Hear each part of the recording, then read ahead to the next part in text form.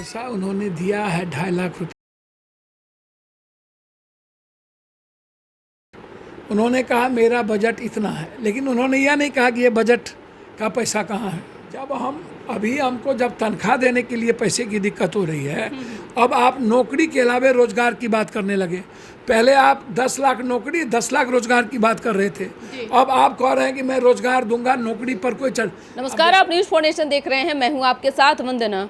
इन दिनों बीजेपी और सरकार का नूरा कुश्ती खेल देखा जा रहा है। बता दें कि सदन में जिस मुद्दे को लेकर के लोग आस लगाए बैठी है बिहार की जनता, खासतौर से उम्मीद यही है कि बिहार की जनता को भला होगा, लेकिन इस बार का जो बजट पेश हुआ है उससे कहीं ना कहीं आम जनता को कुछ हाथ नहीं लगा है। हालांकि रोजगार के नाम पर युवाओं को जो है एक तरह से सरकार की तरफ से दावा किया गया कि शिक्षक हो या फिर अन्य और भी जो बहालियां हैं उसके तहत लोगों को रोजगार दिया जाएगा। जिस तरह से महागठबंधन की सरकार ने 20 लाख लोगों को रोजगार देने का वादा किया था, ये कहां तक सच है? क्या लगता है कि अब आगे आने वाले समय में महागठबंधन की सरकार लोगों को नौकरी दे पाएगी? हमारे साथ बात करने के लिए हैं जाप सुप्रीमो पप्पू यादव, और इनसे सवाल है हमारा कि रोजगार के नाम पे जो सरकार इस बार जो घोषणा किया है उससे क्या लगता है कि कम जाएगा? अच्छा, देश में रोजगार है, देश में गाली गलौज है, जातिवाद है, हिंदू मियाँ है, माँ बहन है, जितना चैनल है माँ बहन भोरे से लेके शाम तक गाली गलौज के अलावे, हिंदू मियाँ के अलावे, बाभन भूमिहार राजपूत के अलावे। चैनल पे क्यों जा रहे हैं? हमारा सवाल आपसे यही है। यूट्यूबर चैनल, सुनिए, यूट्यूब नहीं, आज यही एक संस्था अभी बची हुई है जो कि हर चीजों को लेकर के बता रही है। इस पे मत जाइए। हमारा सवाल आपसे यही है कि आप रोजगार को लेकर क्या लगता है कि महागठबंधन की सरकार लोगों को भविष्य सुधार पाएगी? जो पैसा उन्होंने दिया है 2.5 लाख रुपया करोड़, वो आएगा कहाँ से ये तो बताया ही नहीं। उन्होंने कहा मेरा बजट इतना है, लेकिन उन्होंने यह नहीं कहा कि ये बजट का पैसा कहाँ है और कहाँ से हम ये बजट का पैसा लाएंगे। तो एक तो पहली गलती यही है कि बजट का पैसा वो दिखा नहीं रहे हैं और कहाँ से आएगा ये भी नहीं बता रहे हैं। सेकेंड दूसरा है कि केंद्र हमको 2.5 लाख करोड़ रुपया हम टैक्स देते हैं, हमको 350-400 करोड़ रुपया भी नहीं देती है। 2, GST का पैसा नहीं देती है। 3, जो संघीय व्यवस्था में जो केंद्र का पार्टिसिपेशन है हर चीज़ों में, वो उसको रोक लिया है।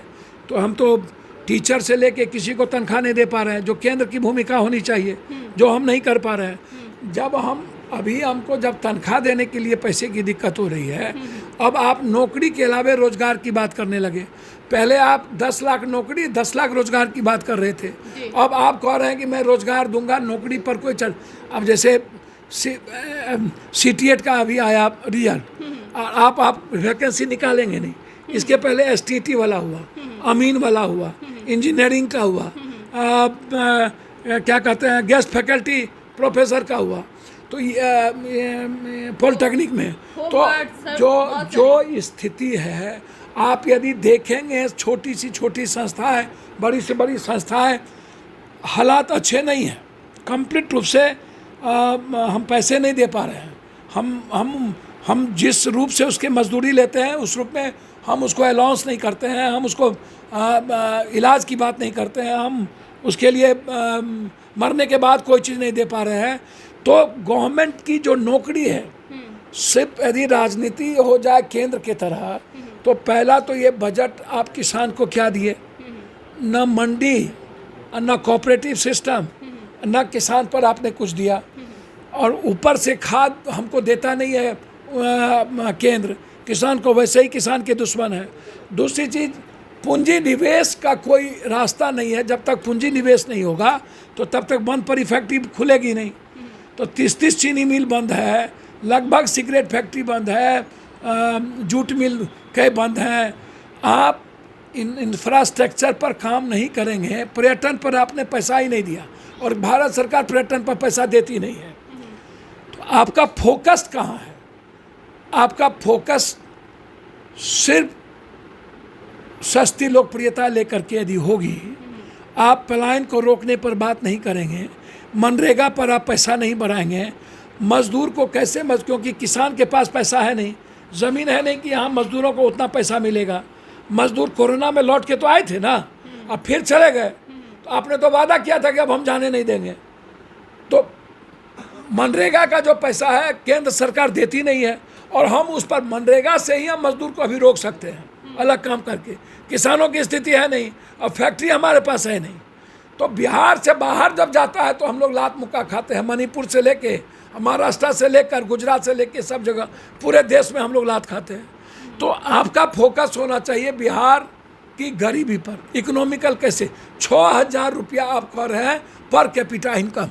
आज हम सिर्फ युवा की बात कर रहे हैं। पप्पू जी, आप युवा को लेकर के काफ़ी चिंतित रहते हैं। जब वह प्रदर्शन करते हैं, धरना देते हैं, आप भी उसमें शामिल होते हैं। आप भी लगातार बिहार सरकार से भी आग्रह किया कि इन नौजवानों के लिए आप कुछ सोचें। आपने भी बात कहा था। क्या लगता है कि इस बार का बजट से कुछ उम्मीद है? सर मैं वही बात तो कह रहा हूँ कि 6,000 पर कैपिटा इनकम आप कर रहे हैं बिहार का है। नेता, पदाधिकारी, माफिया, दलाल, जज, इन लोगों का बेचा बाल बच्चा 6,000 में करेगा नौकरी? 6,000 में ज़िंदगी चल जाएगी नेताओं की? तो आप जो यूथ को 6,000 रुपया, ये तो पकोड़ा चटनी से जो वो कर रहे थे, चाय या पकोड़ा, तो आप क्या कर रहे हैं? आप हमको बताइए ना। रोजगार पर आप कोई रोजगार कहाँ से देंगे? जब फैक्ट्री आएगी नहीं तो रोजगार कहाँ से देंगे? पूंजी निवेश आएगा नहीं तो रोजगार कहाँ से देंगे? जब आप कृषि को उद्योग का दर्जा दीजिएगा नहीं तो रोजगार कहाँ से देंगे?